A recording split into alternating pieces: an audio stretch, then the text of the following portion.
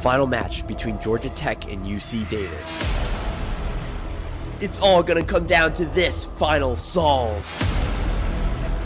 And just like that, UC Davis takes the whole thing. Berkeley shows San Diego they're not here to mess around. And Andrew takes that solve from Hamza. What a match.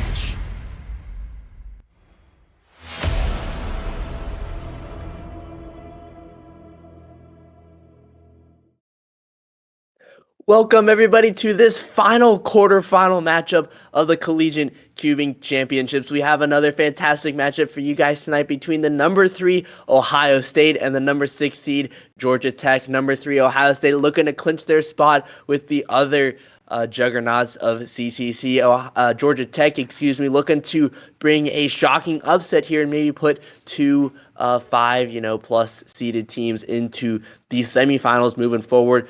It's going to be another close match. We have a lot of expectations for both sides. It's going to be super interesting. Now, we are following a super duper close matchup that I commentated with Dylan Miller not too long ago, where number 5 Texas upset number 4 UNC Chapel Hill. Was super exciting matchup. But like we were saying, this is a big day, a big week for CCC moving into the semifinals after this matchup. So going to be super exciting. Thank you, everybody, for joining us at this somewhat late hour. So really appreciate it and really looking forward to jump into this matchup. But just to remind you guys, we'll be doing a best of 3 sets with each set as a head-to-head matchup of a best of 7 solves. The winner of the sets, first to 2 sets, will win this matchup and move on to the semifinals.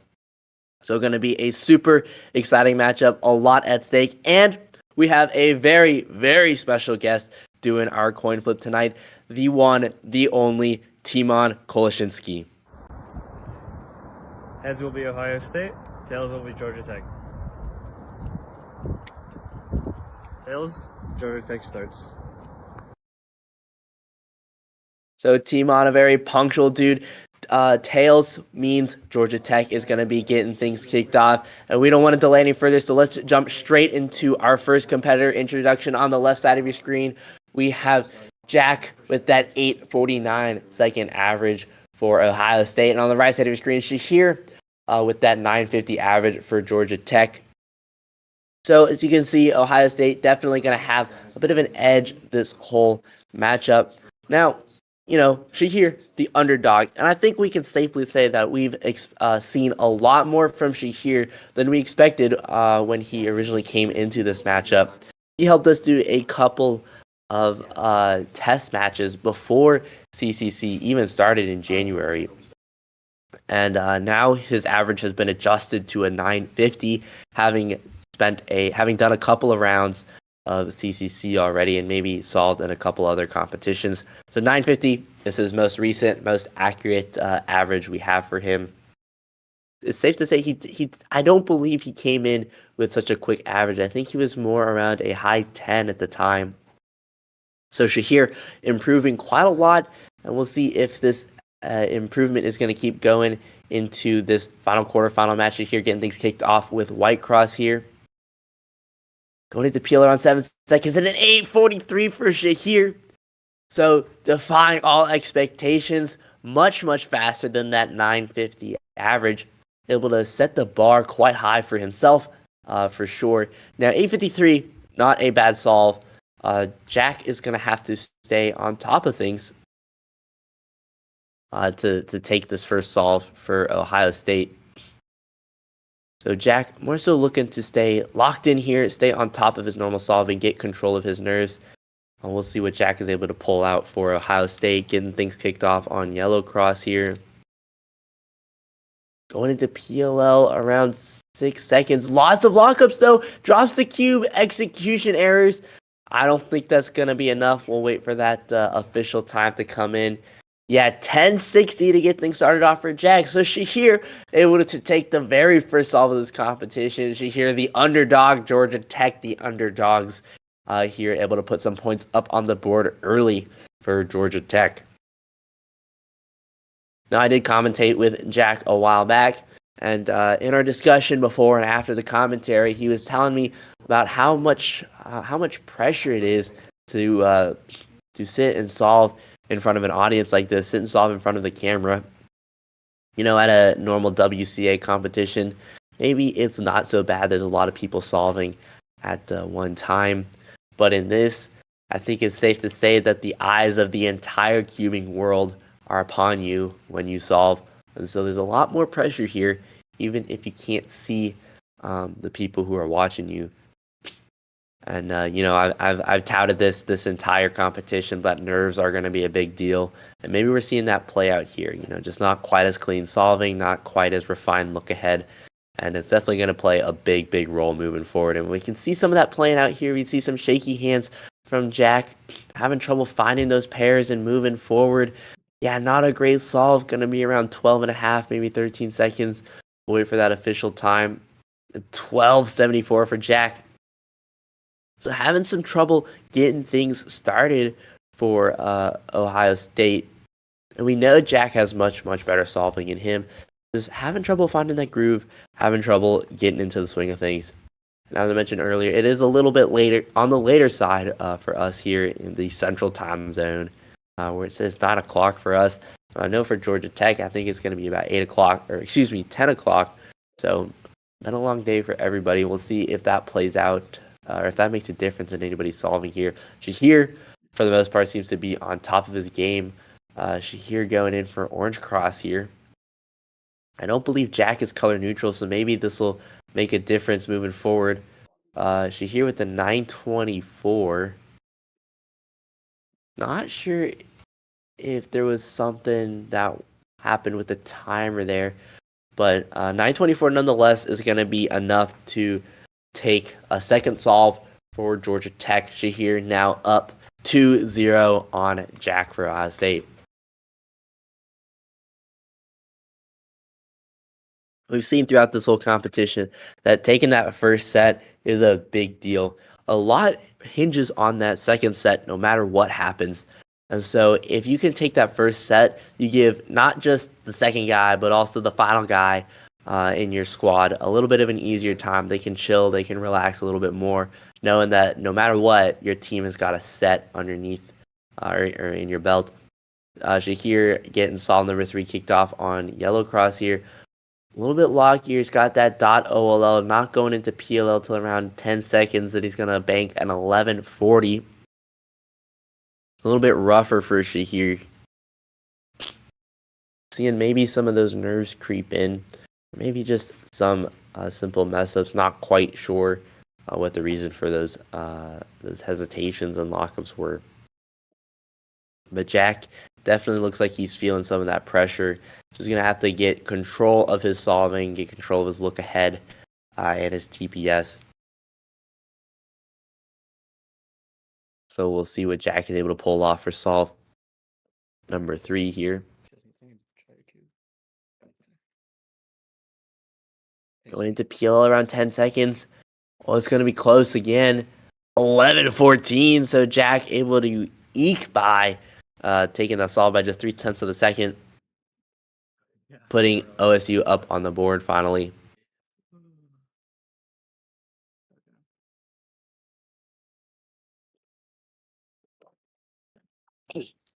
So this is good news for the whole Ohio State squad. Jack was falling dangerously behind, especially coming in with about a second edge on Shahir.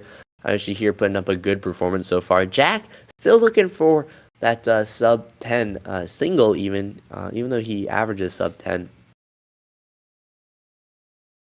You can see some breathing going on there. So definitely thinking that there's going to be some nerve management issues for Jack moving forward. Going to work on getting that under control so he can solve at the highest caliber here. So Jack, taking a look at white cross. Looks like that's what he's going to go with. We can see it much more confident right out the gate. Still some lockups and pauses, but going into PLO confidently around 7 seconds. I believe that was a T perm. Couldn't quite see. There's going to be an 886 for Jack. So getting things back on track here with that first sub 10 single for Jack.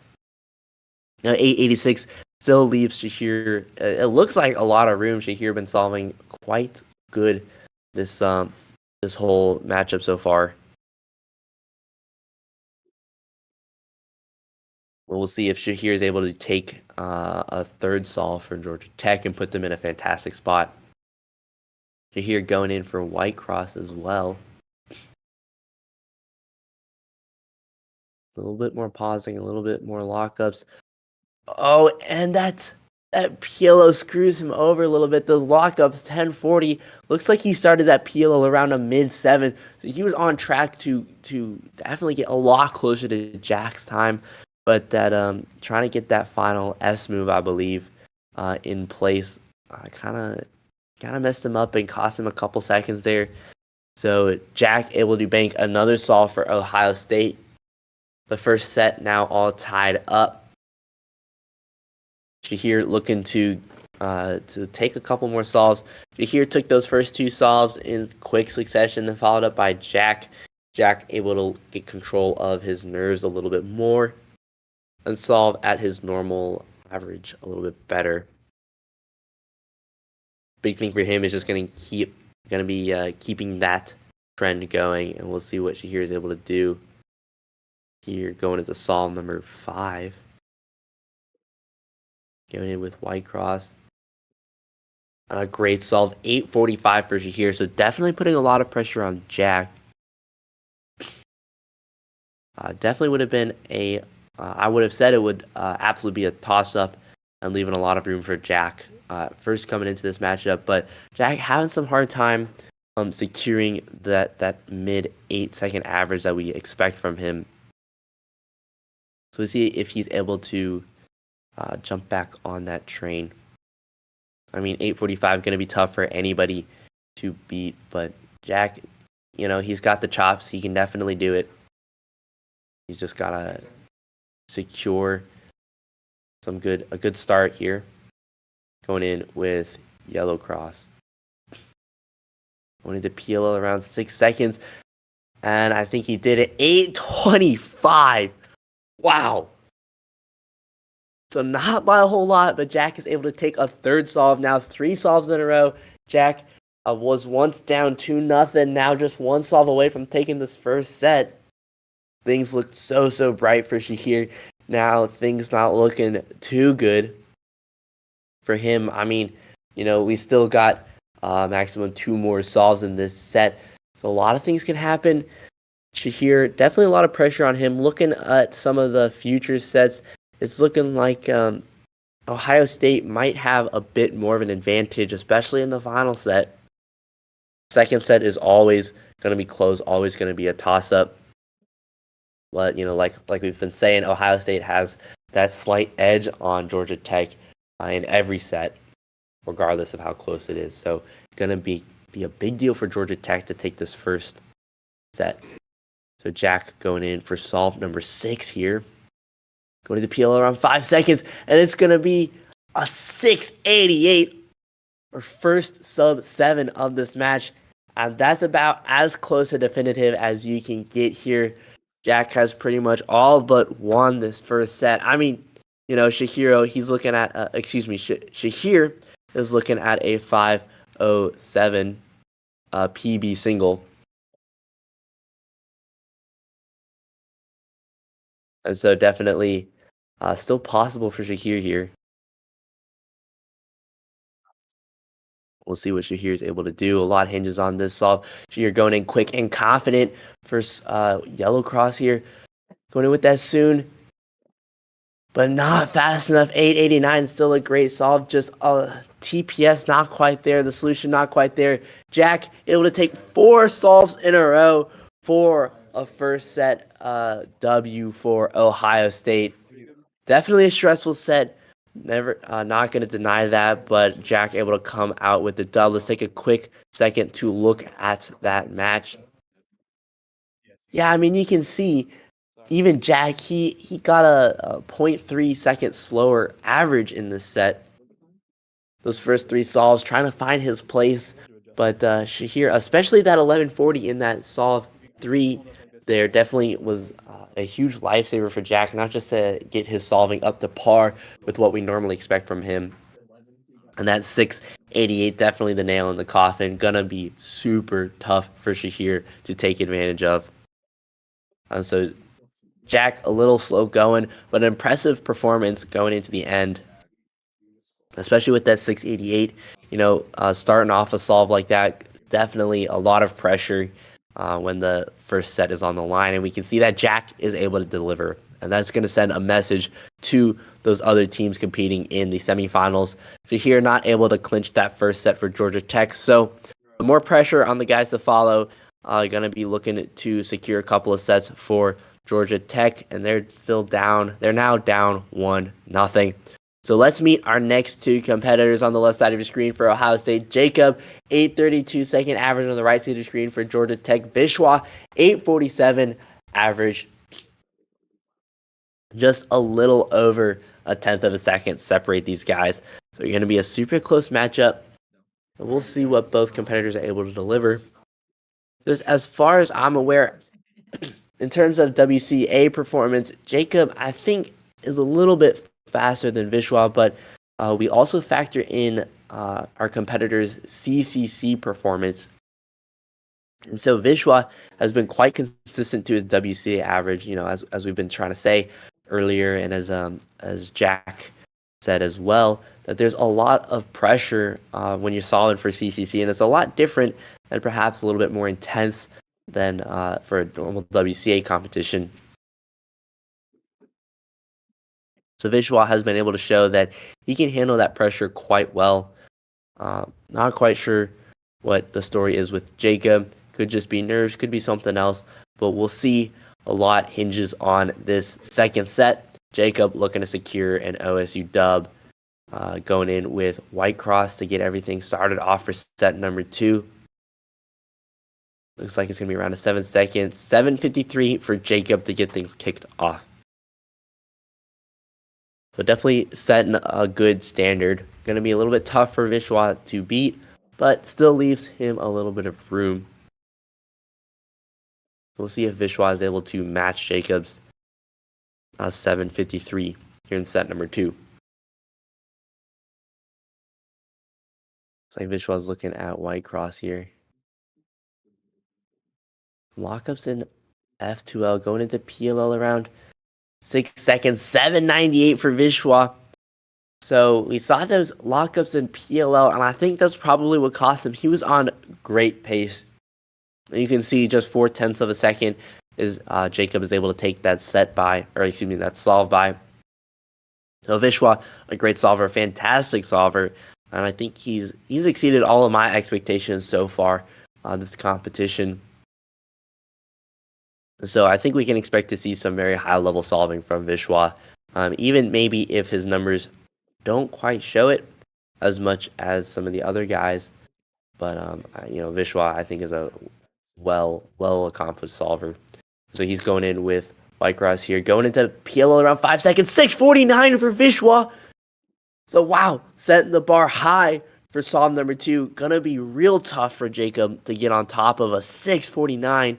I mean, I was just saying about Vishwa exceeding all of my expectations. I hope he's exceeded yours at this point.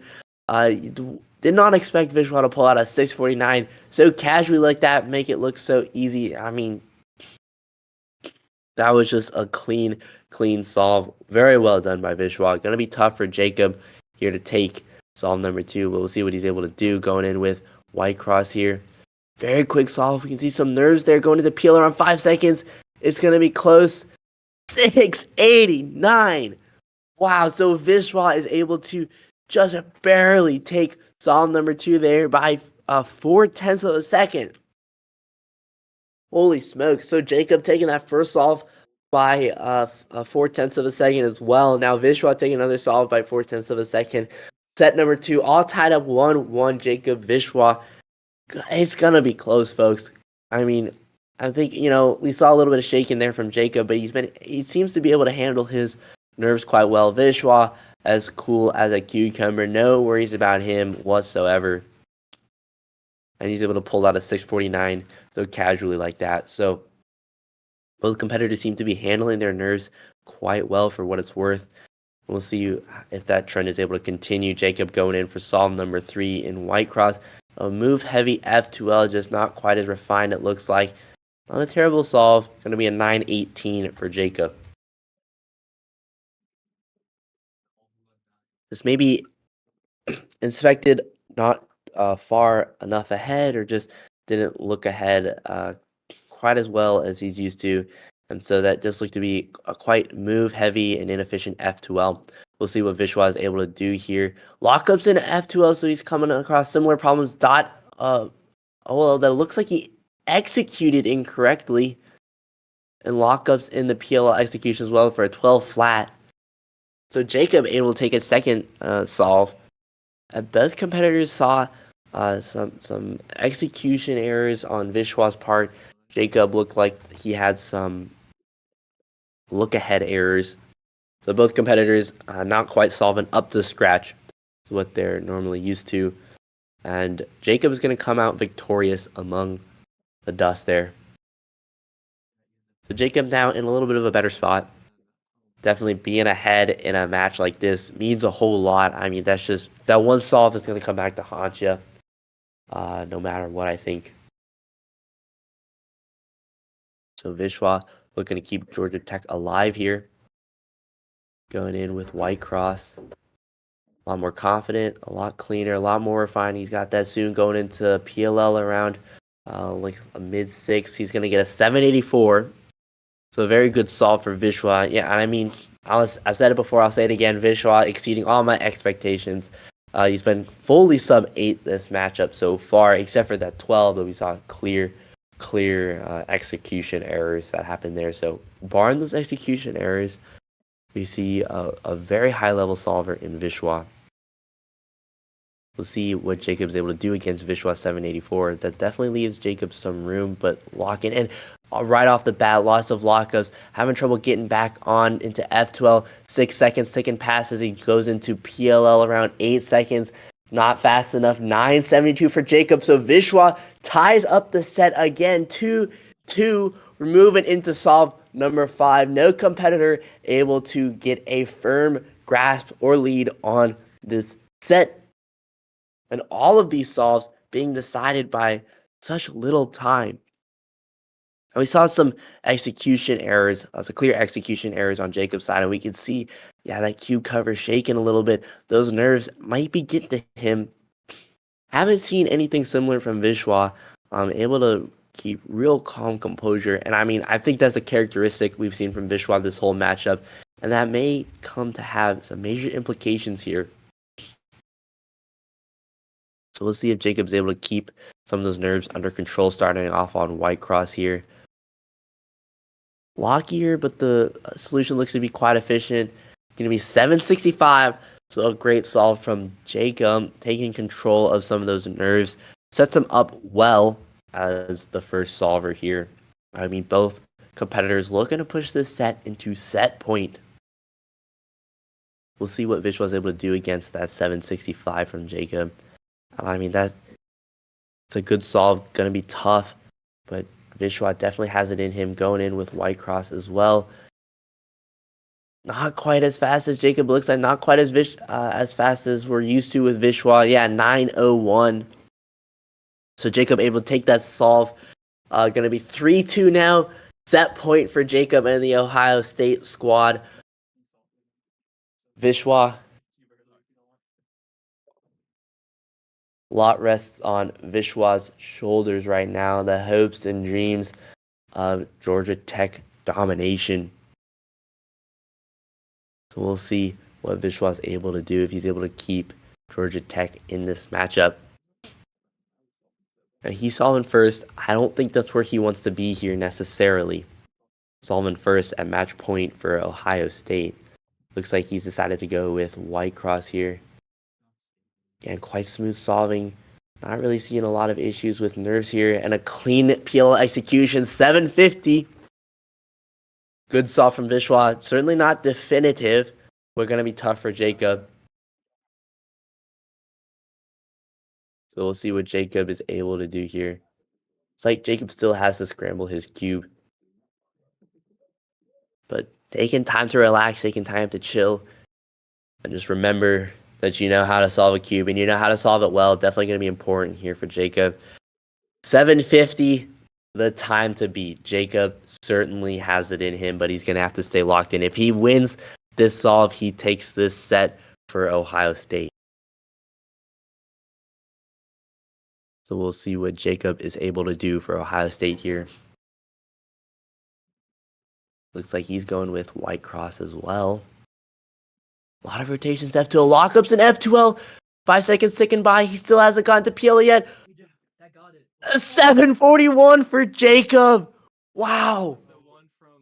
So in solve number 6, he's able to take OSU's second set by just 1/10 of a second. Holy smokes. I mean, Vishwa putting up a major fight, a fantastic fight for Georgia Tech. I mean, we're talking 1 or 2 moves, more efficient solution, 1 or 2 fewer lockups there. And that final solve, let's take a look at that set. I mean, back and forth, you can see 4/10 of a second. Jacob is able to take that first solve. 4/10 of a second, Vishwa takes the second solve. Both competitors had some issues in solve number 3. I mean, yeah. Wow. And I mean, if you're looking at the times, even in those final 3 solves, they're very, very similar. And if you just rearrange them slightly, Vishwa would definitely would have won that set. So Vishwa putting up a fantastic fight for Georgia Tech, but they're not able to secure a Georgia Tech dub this time around in the quarterfinals. Jacob 806 mean, Vishwa 847 mean. Both competitors super, super close in times. But Georgia Tech not able to come out on top here. So Ohio State has won this matchup and will move on to the semifinals to face off against UC Berkeley, I believe. But we'll still play out this third matchup. Is also going to be another close matchup, and we're super excited to see this play out. Yeah, so Jack P, this time Jack Pfeifer, with that 790 second average on the left side of your screen for Ohio State. Justin with an 845 average on the right side of your screen for Georgia Tech. Going to be another close matchup. About half a second differentiates these guys. Now, I've seen Justin solve in comp before, and I know Jack, I believe he has a couple of official sub-7 averages, I think. And so I think both competitors have quite very, very high level solving in them, and they don't come through. It doesn't come through in their numbers, I think. So hopefully we'll see some of that high level solving here, especially from Justin looking to put Georgia Tech up on the board. But we'll see what Justin is able to do for Georgia Tech in this final set.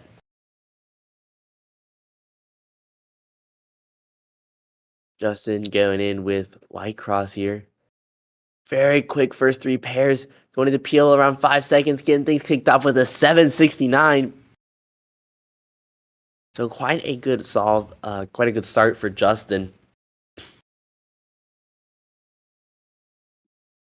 Definitely gives Jack a little bit of room to play with, but gonna have to stay locked in no matter what.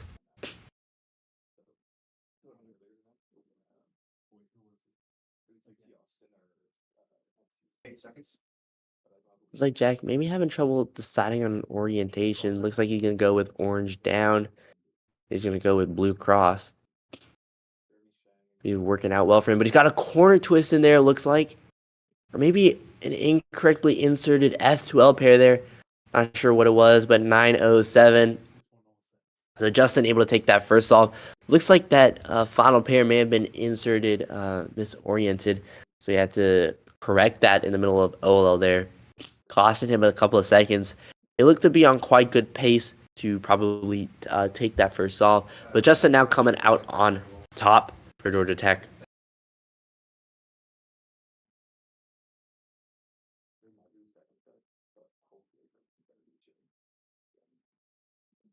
Something I think that's going to be important moving forward. And I think we saw a little bit of this with the previous matchup between UNC and Texas. Is that to succeed in the CCC, it's not just about having the fastest solvers, but it's also having just a bunch of good solvers on your team. If you have even just like one guy who's a little bit slower than the rest, that could come back to bite you. Jack on excellent pace, maybe a 5-second solve. Yeah, 570 for Jack. So setting the bar awfully, awfully high for Justin. Gonna be tough for Justin to take advantage of solve number 2. But we'll see what he's able to do. You know, he's sitting on that 624 PB, 440 PB single. That's 624 PB average. So 570. Definitely fast, even for Justin. Yeah, major pauses in the cross. Looks like maybe that cross wasn't inspected correctly. He's got the soon there. 11:32 for Justin. Yeah, Jack able to easily take that second solve. A 570 fantastic time. Definitely going to be, I believe, probably in our top 5 fastest times here in this competition so far. Yeah, and you know, another thing for OSU now that they've won this set, Jack probably looking to, you know, we see huge dominance in the top 5 rankings between UC Berkeley and UW Madison. Especially Berkeley has a lot of guys up there in those top 5. Same thing with UW Madison, I suppose. So something that that Jack is definitely in the position to do is to break up some of that number 1 and number 2 seed dominance of the individual rankings. Knock them down a couple of pegs. We'll see what Jack is able to do. But Justin going in with white cross here. He gets a 656 going into PLL at a high 8, so a sub 1 PLL execution. 656 is going to be a fantastic solve for Justin. Really, really great solve. Jack definitely has the capabilities to beat that, but gonna be tough. We'll see what Jack is able to do for the Ohio State squad here in this final set, all tied up 1-1.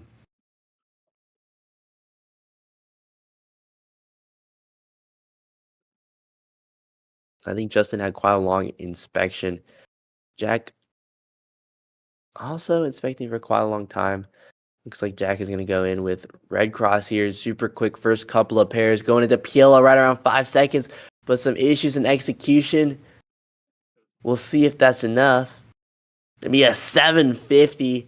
So Justin able to take solve number 3 by about a second. Justin now on top 2-1.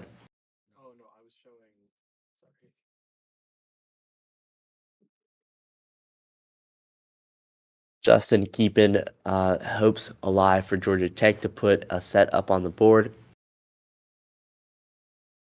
Jack looking to maybe make a statement to those other top teams. You know, you got number 1, number 2, UW Madison and UC Berkeley there.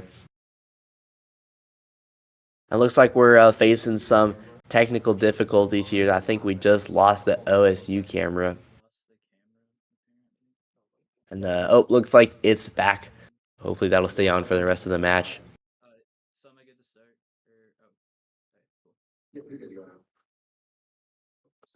So Jack looking to start solve number 4 in this final set.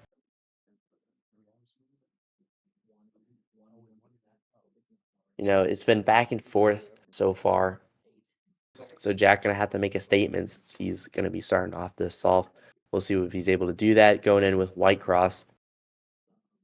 Very fluid F2L going into PL around 5 seconds. Looks like he has some qualms about that execution there, but 760 for Jack. He didn't seem to be too happy with that time, and I mean, that certainly does leave a little bit of room for Justin to play with and sneak in another solve for Georgia Tech here, but still quite an assertive solve nonetheless. We'll see what Justin's able to do with that. Looks like he's looking straight at white cross, just like Jack. We'll see what Justin is able to do. Justin going in with white cross. Also very fluid F2L. And a 645 for Justin. Wow.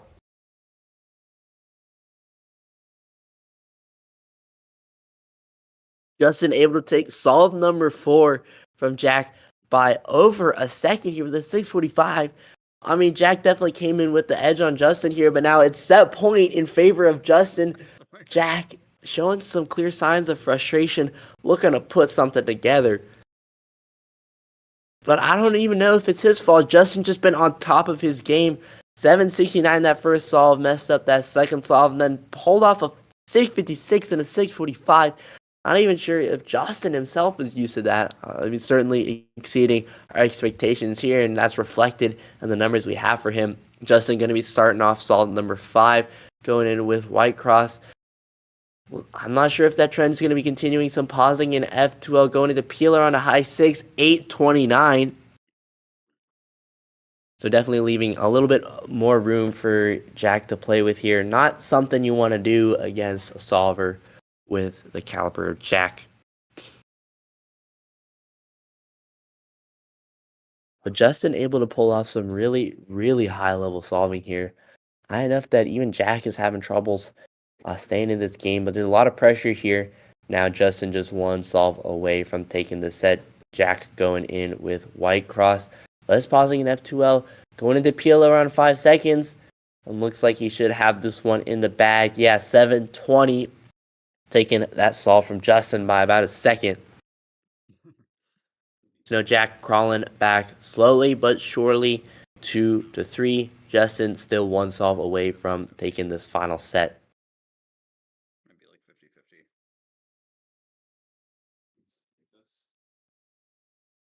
Looks like the OSU team has opted to do a PowerPoint presentation for their camera for parts of this matchup. So hopefully we can still commentate over that. And Jack will be getting solve number 6 kicked off for us here.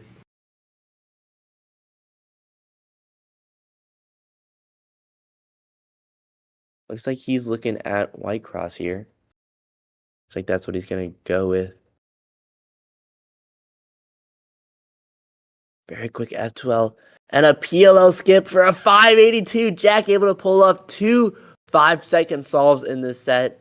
First one was full step. This one, not quite full step, but still a really great solve. Very commanding solve. Going to be tough for Justin to take advantage of this.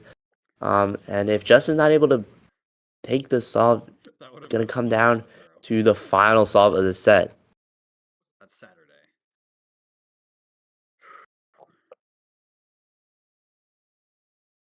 So we'll see what Justin is able to do here. 8 seconds. Justin probably looking at White Cross maybe. That's what he's going to go with. A little bit longer of an F2L solution. Still a great solve for Justin, 722, but 582 commanding. Not able to find that PLL skip like Jack.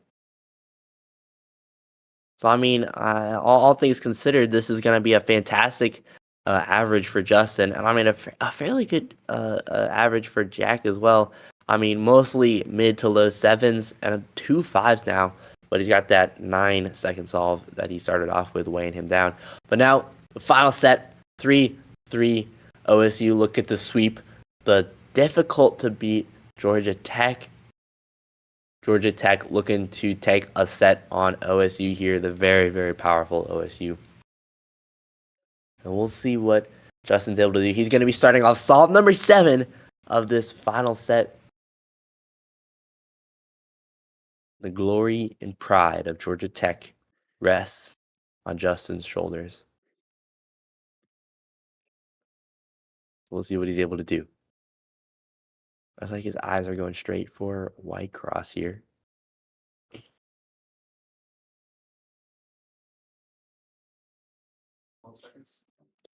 Using up all of his inspection time. He's some nerves, but he's got to manage that. Oh, and he drops the cube! Early on, he drops the cube. Barely finished the cross and disaster. 11:23 for Justin. Wow. Calamity befalls the Georgia Tech team in this crucial final solve. And Justin not able to pull together a clean solve, dropping the cube just after cross. So Jack, looking at that time, he knows he can take it a little bit slower here. Making sure that he clinches this set for Ohio State. Justin leaving the door wide open. Jack gonna go in with yellow cross. Super good solve nonetheless. Gonna be a 666, so gonna be a fantastic solve. Average for Jack. But Ohio State able to sweep Georgia Tech, but not without a fight. Georgia Tech taking a total of 7 solves on Ohio State, so impressive feat regardless. But Ohio State besting Georgia Tech here, going to move on to the semifinals round. So congratulations to both teams. Georgia Tech made it very far. You know, you can't really complain if it's number 3 Ohio State that bests you in the CCC. So let's take one quick look at this set. Yeah, Jack coming in with the 708 mean.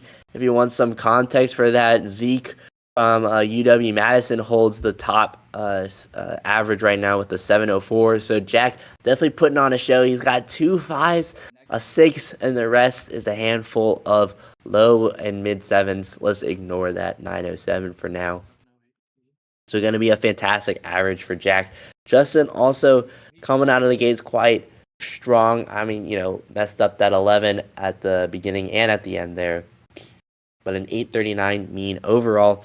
So a very fantastic set for both competitors. And now we can finally take a look at our bracket.